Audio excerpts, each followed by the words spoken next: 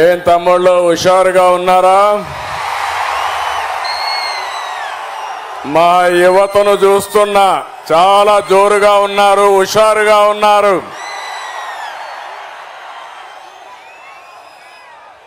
గౌరవనీయులు power star మిత్రులు, మీరు అభిమానించే నాయకుడు, జనసేన అధినేత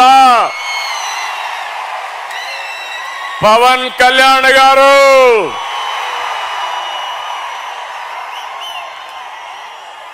గౌరవనీయులు నటసింహ బాలకృష్ణ గారు, తెలుగుదేశం జనసేన వేదిక పైన అగ్రనాయకత్వం అంతా ఉన్నారు.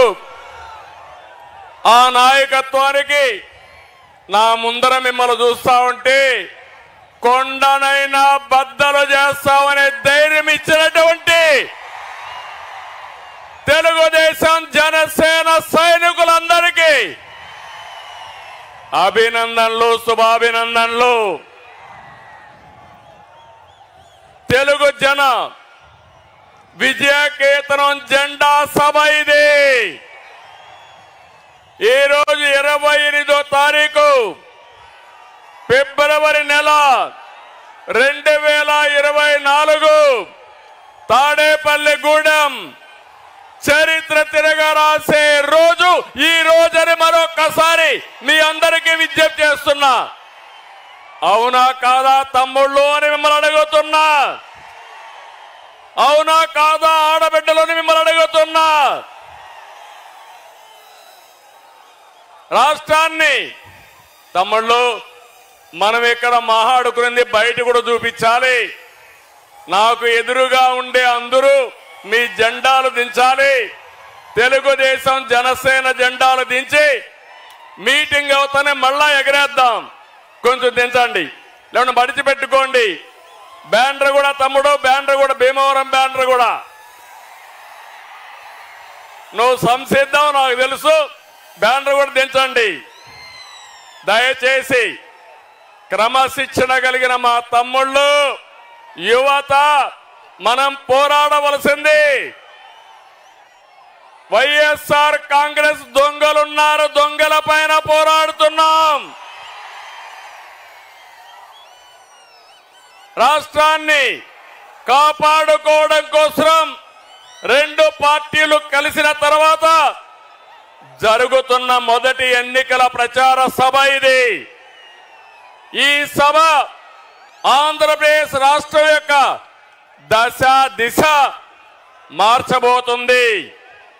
అహంకారంతో రాష్ట్రాన్ని విధ్వంసం చేసిన పాలకుల్ని తరిమి తరిమి కొట్టడానికి ప్రజలు సిద్ధంగా ఉన్నారు. ఈ తాడేపల్లిగూడెం సభ చూస్తే తాడేపల్లి ప్యాలెస్ కంపించిపోతుంది. అవునా కాదా అని మిమ్మల్ని అడుగుతున్నా. ఈ సభ స్పందన శుభ సూచకం. త్వరలో రాష్ట్రానికి మళ్ళీ నవోదయం అది జరుగుతుంది. వచ్చే ఎన్నికలు రాష్ట్రానికి అత్యంత కీలకం. అందుకే రెండు పార్టీలు కలిసి బరిలో దిగాయి. మేము చేతులు కలిపింది మా కోసం కాదు, మా పార్టీల అధికారం కోసం కాదు, నా కోసమో పవన్ కళ్యాణ్ గారికి అధికారం కోసం కాదని మరొకసారి మీ అందరికీ విజ్ఞప్తి చేస్తున్నాను. మేము చేతులు కలిపింది రాష్ట్రం కోసం, 5 కోట్ల భవిష్యత్తు కోసం.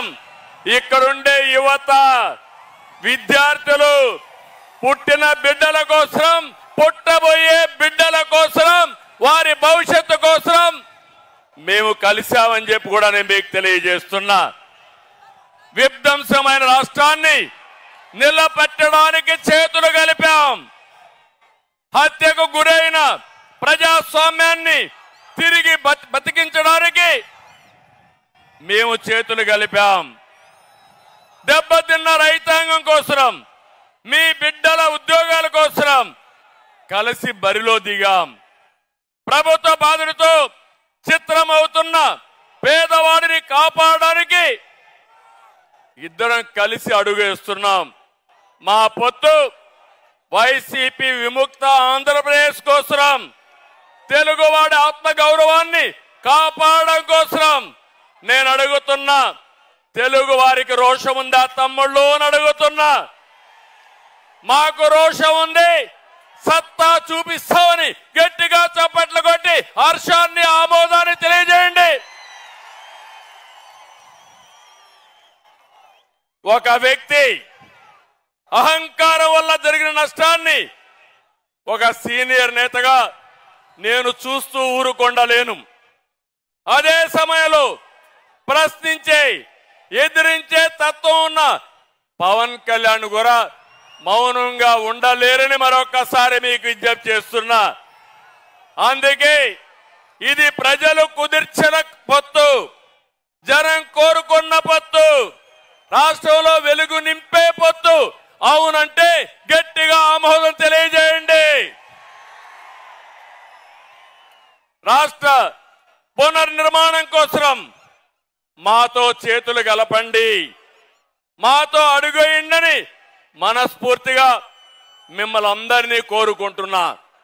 అదే సమయంలో మీరు ఒక్కసారి చూస్తే రాష్ట్ర పరిస్థితి అందరం అర్థం చేసుకోవాలి. 2014 గతాన్ని ఒకసారి నెమరు వేసుకుని భవిష్యత్తుకు నాంది పలకాల్సిన బాధ్యత మనందరికీ ఉంది. 2014 ఏ విధంగా ఉందో ఒక్కసారి మీరు ఆలోచిస్తే, విభజన జరిగింది, హేతుబద్ధత లేదు. కానీ ఆ రోజు మీరు చూస్తే పవన్ కళ్యాణ్ గారు ఎన్నికల ముందే ఇప్పుడు నేను పోటీ చేయడం కాదు, రాష్ట్రాన్ని కాపాడుకోవాలి కాబట్టి తెలుగుదేశం బీజేపీ ప్రభుత్వానికి సమర్థిస్తామని స్వచ్ఛందంగా ముందుకొచ్చిన వ్యక్తి పవన్ కళ్యాణ్ గారిని మరొకసారి విజ్ఞప్తి చేస్తున్నా. అక్కడి నుంచి మేము అధికారాన్ని ఒక బాధ్యతగా తీసుకున్నాం. ప్రతి క్షణం రాష్ట్రం కోసం ఆలోచించాం. నాడు మీరిచ్చిన అధికారంతో ఆర్థిక కష్టాలున్న రాష్ట్రం, రాజధాని లేని రాష్ట్రం, పరిపాలన అస్తవ్యస్తంగా ఉన్న రాష్ట్రం, అవన్నీ కూడా అంచెలంచెలుగా ఏం చేయాలని ఆలోచించాం. అయితే ప్రజలందరూ కూడా ఒక షాక్ లో ఉన్నారు. విభజన జరిగింది, హైదరాబాద్ నగరం పోయింది, మాకు పింఛన్లైనా ఇవ్వగలుగుతారా, రాష్ట్ర భవిష్యత్తు ఉంటుందా అని ఆలోచించే సమయంలో ఆ రోజు అనేక కార్యక్రమాలు చేశాం. ఒక విషయం ఇక్కడ గుర్తుపెట్టుకోవాలి, ఆంధ్ర రాష్ట్రంలో అన్ని వనరులు ఉన్నాయి. యువత ప్రపంచాన్ని జయించే శక్తి తెలుగు తమ్ముళ్లకు ఉంది, అది ఆంధ్రప్రదేశ్ సొంతమని యువతకు విజ్ఞప్తి చేస్తున్నా. అదే కాదు, సమర్థవంతమైన ప్రజలున్నారు, పోలవరం లాంటి నదులున్నాయి, ఇంకో పక్క సముద్ర తీరం ఉంది, బంగారు పండించే భూములున్నాయి, పండే భూములున్నాయి. అన్నదాతగా, అన్నపూర్ణగా ఆంధ్రప్రదేశ్ పేరు వచ్చిందంటే గోదావరి డెల్టా, కృష్ణా డెల్టాలే కారణం అని చెప్పి కూడా నేను మీకు తెలియజేస్తున్నా. అలాంటి రాష్ట్రాన్ని బాగు చేయాలనే సంకల్పంతో మేము ముందుకు పోయాం. ఆ రోజు 2029కి విజన్ డాక్యుమెంట్ తయారు చేశాం. అమరావతి హైదరాబాద్ కంటే మిన్నగా ఒక రాజధాని ఉండాలని, ప్రపంచమే గుర్తించే విధంగా చేయాలని ఆ రోజు రూపకల్పన చేశాం. పోలవరం పూర్తి చేసి రాష్ట్రంలో ప్రతి ఒక్క ఎకరాకు నీళ్లు ఇవ్వాలని ఒక ఉన్నతమైన సంకల్పంతో ముందుకు పోయాం. కానీ మీరు చూస్తే కేంద్రం నుంచి 11 విద్యా సంస్థల్ని, ఐఐటి గాని, ఐఐఎం గాని, సెంట్రల్ యూనివర్సిటీ గాని, all India institution of medical science గాని ఇవన్నీ తీసుకొచ్చాం. అదే మారిగా ఆ రోజు మీరు చూస్తే ఢిల్లీకి వెళితే రాష్ట్రం కోసం వెళ్ళాం, ప్రాజెక్టుల కోసం వెళ్ళాం. ఆ రోజు అనేక విషయాల్లో సాధించుకొని తిరిగి వచ్చాం. ప్రపంచమంతా తిరిగి యువతకు ఉద్యోగాలు ఇవ్వాలని 16 లక్షల కోట్ల రూపాయలు పెట్టుబడులు తెచ్చాం. 10 లక్షల మందికి ఉద్యోగాలు ఇచ్చాం. ఈ రోజు మీరు చూస్తా ఉంటే ఇవన్నీ కూడా ఇటుక పేర్చి కట్టినటువంటి సౌదాన్ని జగన్ వచ్చి ఒక గొడ్డలి పెట్టుతో మొత్తం నాశనం చేసే పరిస్థితికి వచ్చాడని చెప్పి కూడా నేను మీకు తెలియజేస్తున్నా. తమిళలో ఇక్కడ మీరున్నారు. ఈ రోజు రాష్ట్రంలో ఒక సైకో పాలన ఉంది, అవునా కాదా అని మిమ్మల్ని అడుగుతున్నా. ఉంది అంటే చేలుపైకి ఎత్తండి. ఏ రాష్ట్రంలో అయినా సైకో పాలన ఉందా అని మిమ్మల్ని అడుగుతున్నా. ఏ ముఖ్యమంత్రినైనా సైకో అన్నారా అని మిమ్మల్ని అడుగుతున్నా. గట్టిగా చెప్పండి, రాష్ట్రం అంతా వినపడాలి.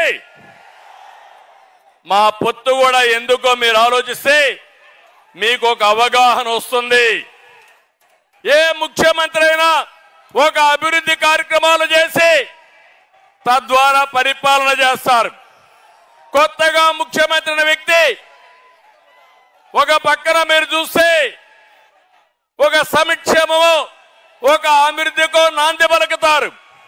కానీ దురదృష్టం, ఈ ముఖ్యమంత్రి మొట్టమొదటిసారిగా మా ఇంటి పక్క నుండి ప్రజావేదిక కూల్చి ఈయన పరిపాలన ప్రారంభించాడంటే ఎలాంటి వ్యక్తో ఒక్కసారి మీరు ఆలోచించుకోండి.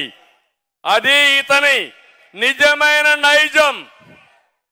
ఏది కూడా ఒక పద్ధతి ప్రకారం చేయకుండా ఎక్కడికక్కడ ఒక విధ్వంసానికి దారి తీశాడు. ఒక పక్కన మీరు చూస్తే మీడియాని కంట్రోల్ చేయడం కోసం, ప్రతిపక్షాలని కంట్రోల్ చేయడం కోసం, మమ్మల్ని తిరగనీయకుండా చేయడం కోసం జీవో నెంబర్ 1 తీసుకొచ్చాడు. నియంత్రణ పెట్టాడు, మీటింగ్లు అడ్డుకున్నాడు, ప్రజాస్వామ్యాన్ని అపహాస్యం చేశాడు.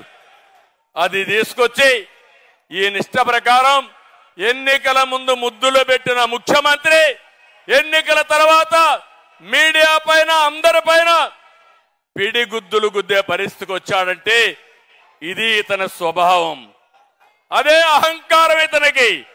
ఇంకో పక్క మీరు చూడండి, ఈస్ట్ గోదావరి జిల్లాలో డ్రైవర్ సుబ్రహ్మణ్యాన్ని చంపి ఈయన కారులో, ఎమ్మెల్సీ కారులో డోర్ డెలివరీ చేశాడంటే ఎలాంటి అహంకారమో మీరు ఒక్కసారి ఆలోచించుకోవాల్సిన అవసరం ఉంది.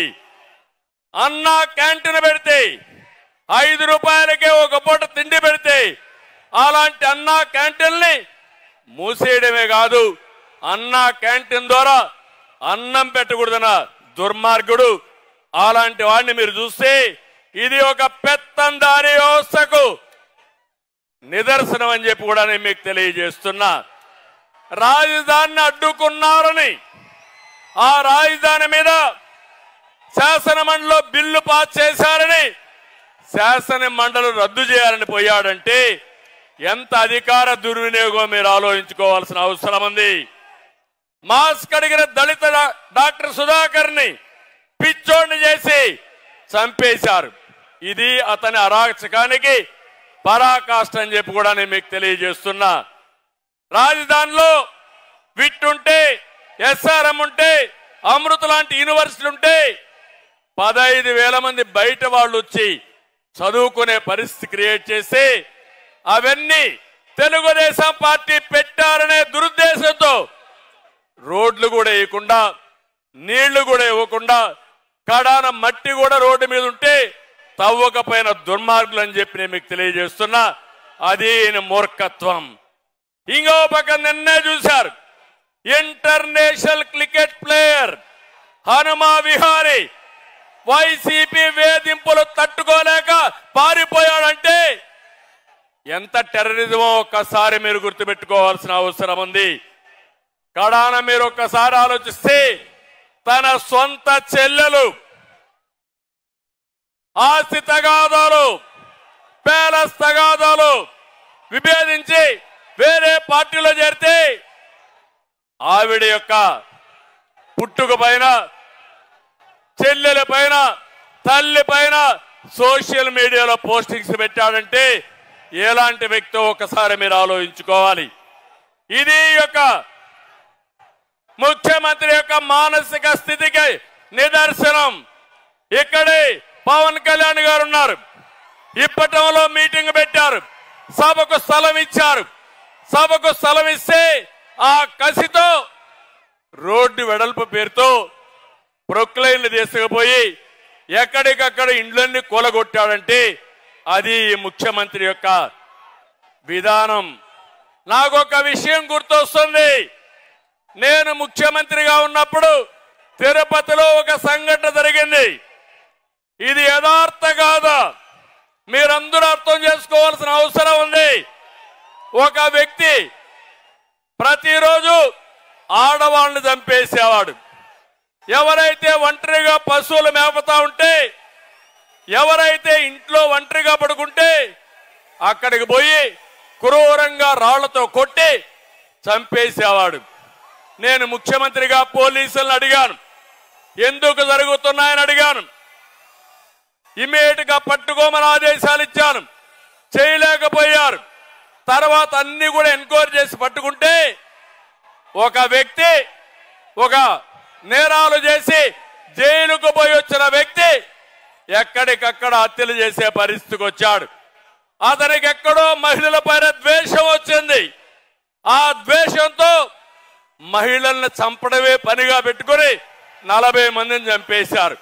ఆ తర్వాత అతను పట్టుకొచ్చి పోలీస్ స్టేషన్లో పెట్టి జైల్లో పెట్టి కేసులు ఎంక్వైరీ అవుతా ఉంటే రాజంపేట నుంచి వస్తూ ఎన్కౌంటర్లో చనిపోయే పరిస్థితికి వచ్చాడు. నేను ఒకటే చెప్తున్నా, ఆ కేసుకు ఈ కేసుకు ఒకసారి చూస్తే ఈ ముఖ్యమంత్రి ఈ రాష్ట్రాన్ని సర్వనాశనం చేయడం కోసం ఆయనకు డబ్బులు కావాలి, రాజకీయ వ్యాపారం. దీనికి అడ్డొస్తే చంద్రబాబు లెక్కలేదు, పవన్ కళ్యాణ్ లెక్కలేదు, వేదిక పైన లెక్కలేదు, మీరు లెక్కలేదు. అందరినీ అణిచివేయడమే ఆదేశంగా పెట్టుకుని ముందుకు పోయే పరిస్థితికి వచ్చాడు. నేను అందుకే మిమ్మల్ని అందరినీ కోరుతున్నా, ఈరోజు మనందరి పైన ఒక పవిత్రమైన బాధ్యత ఉంది. వైఎస్ఆర్ కాంగ్రెస్ పార్టీని చిత్తుగా ఓడించి సైకో నుంచి రాష్ట్రాన్ని విముక్తి చేయాలి. సిద్ధమా తమ్ముళ్ళు అని మిమ్మల్ని అడుగుతున్నా, సిద్ధమా అని మిమ్మల్ని అడుగుతున్నా. ఈరోజు మీరు చూస్తే జగన్ విధ్వంసం, అరాచకాలను పరిస్థితి, దాడులు, కేసులు ఇవన్నీ పెట్టే పరిస్థితికి వచ్చారు. ఇంకో పక్కన ఈరోజు మీరు ఒకసారి చూస్తే ఒక్క విషయం ఈ తాడేపల్లిగూడెం సభలో చెప్పాలనుకుంటున్నాను. ఈ రాష్ట్రాన్ని ముఖ్యమంత్రి జగన్మోహన్ రెడ్డి రాష్ట్రంగా చూడడం లేదు. రాష్ట్రంలో ప్రజలున్నారన్న ఆలోచన లేదు. రాష్ట్రాన్ని కులాల మధ్య, ప్రాంతాల మధ్య, వర్గాల మధ్య విభజించి ఆయన అధికారం కోసం సర్వనాశనం చేయాలని ఆలోచిస్తున్నాడు. నేను ఒకటే మిమ్మల్ని కోరుతున్నాను, కులాలు కూడబెట్టవు. మంచి పాలకులు, మంచి ప్రభుత్వం మాత్రమే మన జీవితాలను మారుస్తున్నాయి. అట్లా కాకుండా ఒక చెడు వ్యక్తి వస్తే ఆ కులం వాళ్ళు కూడా సర్వనాశనం అయ్యే పరిస్థితికి వస్తారు. ఈ విషయం మీరు గుర్తుపెట్టుకోండి. అందుకే ఈరోజు మేము ఒకటే కోరుతున్నాం, ఆంధ్రప్రదేశ్ అంటే ఒక మంచి రాష్ట్రం. నా ఆలోచన, మిత్రులు పవన్ కళ్యాణ్ గారి ఆలోచన, తెలుగు జాతిని ప్రపంచంలోనే నెంబర్ 1 కమ్యూనిటీగా తయారు చేయాలనేది మా సంకల్పం. దీనికి మీరు సిద్ధంగా ఉండాలని మిమ్మల్ని అందరినీ కోరుకుంటున్నా. ఈరోజు మేమిద్దరం కలిసి పొత్తులు పెట్టుకున్నాం. మాకు ఏమి భేషజాలు లేవు. ఈ రాష్ట్రాన్ని కాపాడడం కోసం అవసరమైతే ఎలాంటి త్యాగాలు చేయడానికైనా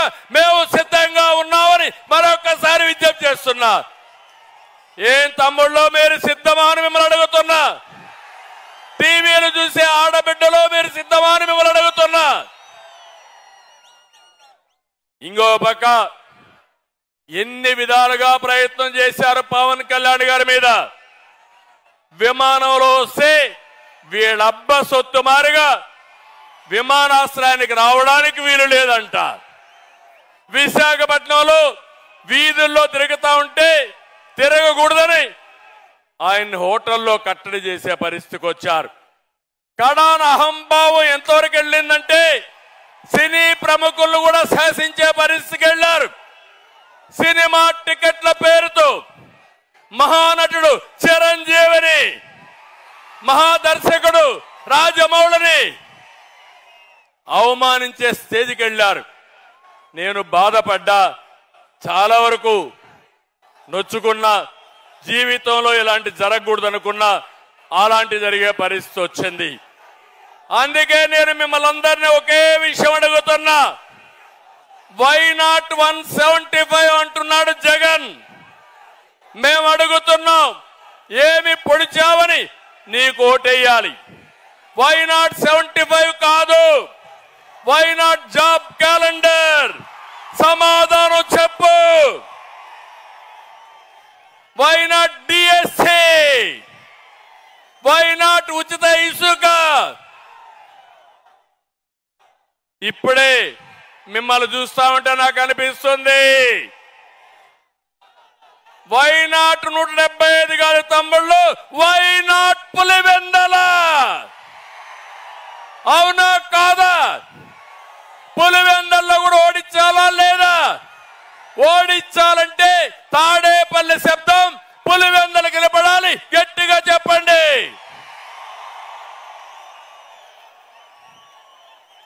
నేను ఒకటే చెప్తున్నా, ఇవన్నీ వదిలిపెట్టు జగన్మోహన్ రెడ్డి.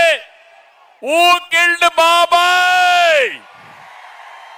ఊ కిల్డ్ బాబాయ్? సమాధానం చెప్పమని సవాలు విసురుతున్నా. న్యాయమవునా కాదా యువత? తమ్ముళ్ళు, ఇంకో పక్క జగన్ ఒక బ్లఫ్ మాస్టర్. అవునా కాదా? బ్లఫ్ మాస్టర్ అవునా కాదా? మామూలుగా బ్లఫ్ మాస్టర్ అంటే అబద్ధాలు పదే పదే చెప్పడం, రెండో చేయని పనుల్ని చేసినట్టు చెప్పుకోవడం. ఇది చేసే వ్యక్తుల్ని బ్లఫ్ మాస్టర్ అంటారు. ఒకప్పుడు నేను చూశాను ఊరల్లో కణికట్టు కట్టేవాళ్ళు.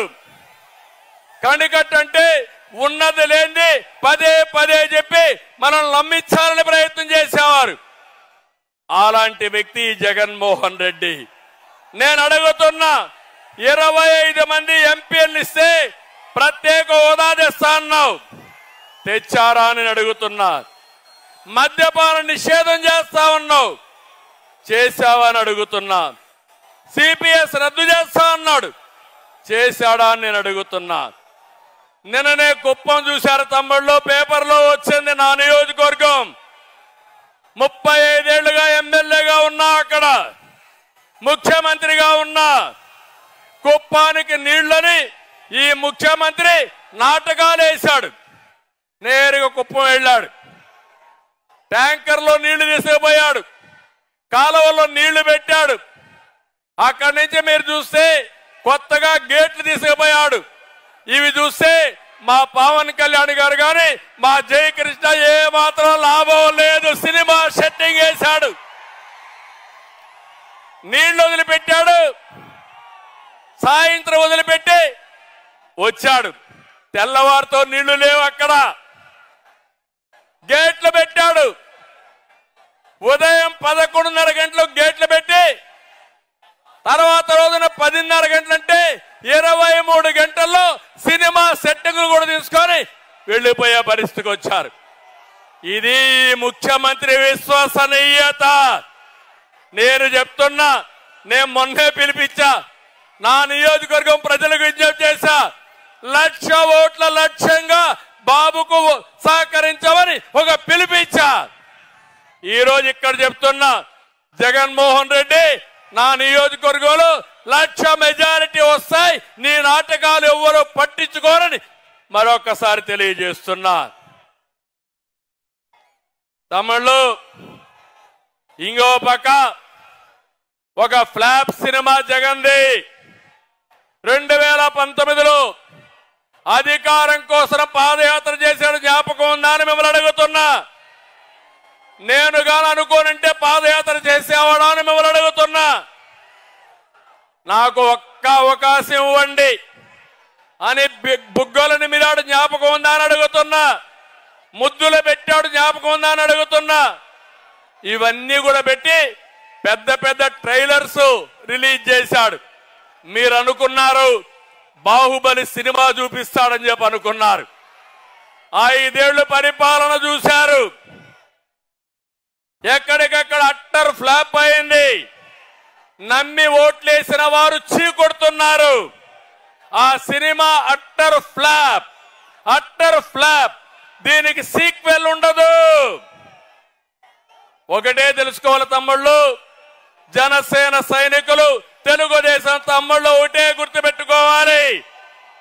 అట్టర్ ఫ్లాప్ అయిన సినిమాకి మళ్ళా సీక్వెల్ ఉంటుందా తమ్ముళ్ళు? అందుకే ఆ సినిమా అయిపోయింది, 40 రోజులే ఉంది. వైసీపీ రౌడీలకి రియల్ సినిమా 40 రోజుల తర్వాత చూపిస్తామని ఈ సభ ద్వారా హెచ్చరిస్తున్నా. జనసేన తెలుగుదేశం పొత్తు సూపర్ హిట్, అవునా కాదా? సూపర్ హిట్ అయితే గట్టిగా చప్పట్లు కూడా చెప్పండి. నీ కుట్రలు, నీ కుతంత్రాలు అట్టర్ ఫ్లాప్. విధ్వంసానికి ఒక ఫుల్ స్టాప్. అందుకే TDP Janasena winning team, YSR Congress party cheating team, అవునా కాదా? తెలుగుదేశం జనసేన గట్టిగా చెప్పాలి విన్నింగ్ టీం అని. Telugu Desam Janasena, YSR Congress party cheating team, YSR Congress party.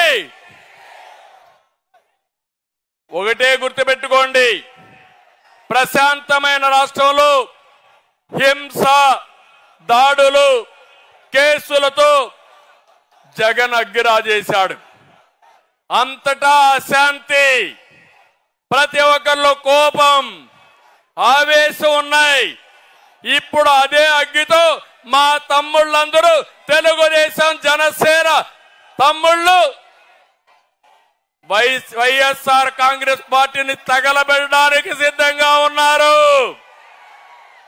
దీనికి వాయువు కూడా తోడైంది. ఎవరు తమ్ముళ్ళు ఆ వాయువు? ఎవరా వాయువు? పవన్ కళ్యాణ్ గారు.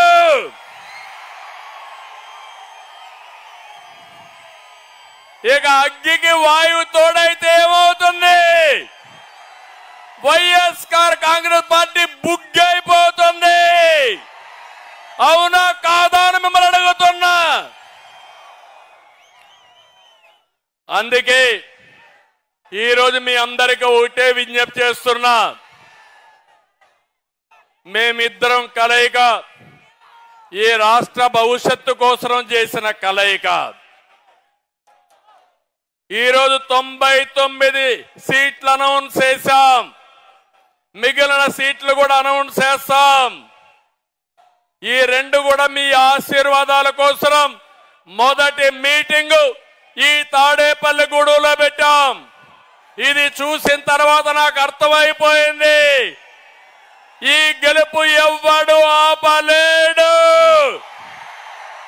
గెలుపు మనదే, అవునా కాదా? అయితే మేము కూడా ఒక బాధ్యతగా అభ్యర్థుల ఎంపిక కూడా చేస్తున్నాం. 1,30,00,000 మందిని ప్రజాభిప్రాయం సేకరణ చేసి ఎక్కడికక్కడ అవగాహన చేసి ప్రజల్లో ఎవరుంటారో వాళ్ళని అభ్యర్థులుగా పెట్టడానికి ముందుకెళ్తున్నాం. ఈ అభ్యర్థులు చూసిన తర్వాత జగన్లో భయం మొదలైంది. దీంతో మళ్ళా అభ్యర్థులు మారుస్తానంటున్నాడు. మన అభ్యర్థులు విద్యావంతులు, పేరున్నవారు. జగన్ అభ్యర్థులు స్మగ్లర్లు, రౌడీలు. వైసీపీ అభ్యర్థులు మళ్ళా గెలిస్తే రక్షణ ఉంటుందా అని మిమ్మల్ని అడుగుతున్నా. అందుకే బూతులు మాఫియా నేతలు కావాలన్నా, ప్రజలకు సేవ చేసే మంచి వ్యక్తులు కావాలన్నా మీరే ఆలోచించండి. రాష్ట్రాన్ని పునర్నిర్మాణం చేసుకోవాలి, మంచి చేయాలని తపన మాలో ఉంది, సంకల్పం ఉంది, బాధ్యత ఉంది. కావాల్సింది మీ మద్దతు ఇస్తామని ఆశీర్వదించమని మరొక్కసారి కోరుతున్నా. జగన్ రాష్ట్రాన్ని ఎలా దోచుకోవాలో స్కెచ్ ఉంది. మా దగ్గర రాష్ట్రాన్ని ఎలా అభివృద్ధి చేయాలి, ఎలా నిలబెట్టాలని బ్లూ ప్రింట్ ఉందని మీ అందరికీ విజ్ఞప్తి చేస్తున్నా. బాధుడు లేకుండా సంక్షేమం చేస్తాం, కోతలు లేకుండా పథకాలు ఇస్తాం, పెట్టుబడులు తెచ్చి సంపద సృష్టిస్తాం, నీళ్లు ఇచ్చి రైతులు బతికిస్తాం, యువతకు ఉద్యోగాలు ఇస్తాం. ఈ మాఫియా పాలకుడు తాను దోచుకున్న డబ్బులతో మళ్ళా మీ దగ్గరకు వస్తున్నాడు. నేను ఒకటే మిమ్మల్ని కోరుతున్నా, మేము సంపాదించే సంపద ద్వారా వచ్చే ఆదాయం ఈ పేదవాళ్ళకే ఇస్తాం. అది అనునిత్యం జరుగుతుందని చెప్పి కూడా నేను మీకు తెలియజేస్తున్నా. అందుకే సూపర్ 6 అనే కార్యక్రమం తీసుకొచ్చాం. రేపో ఎల్లుండో మళ్ళీ అన్ని వర్గాల్ని న్యాయం చేసేట్టుగా బీసీ డిక్లరేషన్ ఇస్తాం, ఎస్సీకి డిక్లరేషన్ ఇస్తాం, ఎస్టీల కోసం ఆలోచిస్తాం, మైనారిటీల కోసం చేస్తాం, మహిళల కోసం ఆలోచిస్తాం, రైతుల కోసం ఆలోచిస్తాం. కడకు ఉద్యోగులకు కూడా న్యాయం చేసే విధంగా తెలుగుదేశం పార్టీ జనసేన ఎన్నికల మేనిఫెస్టో తొందరలోనే రిలీజ్ చేస్తామని ఈ సభ ద్వారా మీకు తెలియజేస్తున్నా. అందుకే ఒక్క విషయం నేను మిమ్మల్ని అందరినీ కోరుతున్నా. ఈరోజు ఈ పవిత్రమైన సభలో, రాష్ట్రాన్ని కాపాడే ఈ మహాసభలో ఒకే విషయం మిమ్మల్ని కోరుతున్నా. మనం ఐక్యంగా ఉండడానికి, ఈ రాష్ట్రం బాగు కాకుండా చూడడానికి అనేక కుట్రలు కుతంత్రాలు చేస్తారు. ప్రతి ఒక్క వ్యక్తి అప్రమత్తంగా ఉండాలి. ఆ అప్రమత్తంగా లేకపోతే రాష్ట్రం నాశనం అయిపోతే, రాష్ట్రం నష్టపోతే అందులో కూడా మనం కూడా బాగాలి. అందుకే అందరికీ సీట్లు ఇవ్వలేకపోవచ్చు, కానీ అటు జనసేన ఇటు తెలుగుదేశం కోరుకున్న వాళ్ళందరికీ సీట్లు ఇవ్వలేం. కానీ ఒకటి మాత్రం మేము హామీ ఇస్తున్నా ఈ మహాసభలో, పవన్ కళ్యాణ్ గారి సమక్షంలో.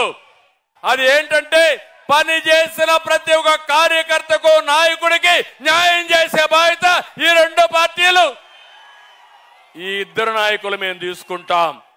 ఒక్క విషయం మీరు గుర్తుపెట్టుకోండి, నేతలు ఎవరు ఎగోకు పోవద్దండి. ఎవరు ఎక్కువ కాదు, ఒకరు తక్కువ కాదు. ఒక పార్టీ వెనకాన మరో పార్టీ నడవడం లేదు. రెండు పార్టీలు కలిసి ప్రజల కోసం అడుగులేస్తున్నాం. పార్టీల నిర్ణయాన్ని ఆదేశాల్ని అర్థం చేసుకున్న తెలుగుదేశం జనసేనకులకి శిరస్సు వంచి నా నమస్కారాలు తెలియజేస్తున్నా. ఈ విషయం ప్రతి ఒక్కరూ అర్థం చేసుకోవాల్సిన అవసరం ఉంది. ఒక అనుభవంతో చెప్తున్నా, రాష్ట్రానికి న్యాయం చేయాలనే సంకల్పంతో పవన్ కళ్యాణ్ గారు, నేను ఈ మహా ఉద్యమానికి శ్రీకారం చుట్టామని చెప్పి కూడా నేను మీకు తెలియజేస్తున్నా. ప్రజల జీవితాల్ని ఛిద్రం చేసిన ఫ్యాన్ని టీడీపీ జనసేన కొట్టే దెబ్బకు ముక్కలైపోవాలి. చేస్తారా తమ్ముళ్ళని మిమ్మల్ని అడుగుతున్నా. కలిసి పని చేయండి, కసితో పనిచేయండి, కష్టపడి పనిచేయండి. అలాంటి కార్యకర్తలకు నష్టం జరగకుండా చూసే బాధ్యత మాది. పొత్తు గెలవాలి, రాష్ట్రం నిలవాలి, ప్రజల బ్రతుకులు వెలగాలి. టీడీపీ జనసేన పొత్తు సూపర్ హిట్. ఆంధ్రప్రదేశ్ ఇక అన్స్టాపబుల్. ఆంధ్రప్రదేశ్ ఇంకా అన్స్టాపబుల్. అందుకే అడుగుతున్నా, గట్టిగా పౌరుషంగా చెప్పాలి. తెలుగుదేశం జనసేన పొత్తంటే ఐక్యత వర్ధిల్లానికి చెప్పాలి. తెలుగుదేశం జనసేన ఐక్యత వర్ధిల్లాలి గట్టిగా. తెలుగుదేశం జనసేన ఐక్యత. తెలుగుదేశం జనసేన ఐక్యత. తెలుగుదేశం జనసేన ఐక్యత. Thank you. మిమ్మల్ని చూశాను, చాలా ఆనందంగా ఉంది. ఈ ఉత్సాహం చూసిన తర్వాత గెలుపు మనదే. ఎన్నికలయ్యే వరకు నిద్రపోవద్దని మరొకసారి విజ్ఞప్తి చేస్తూ అందరికీ నమస్కారాలు. జై హింద్.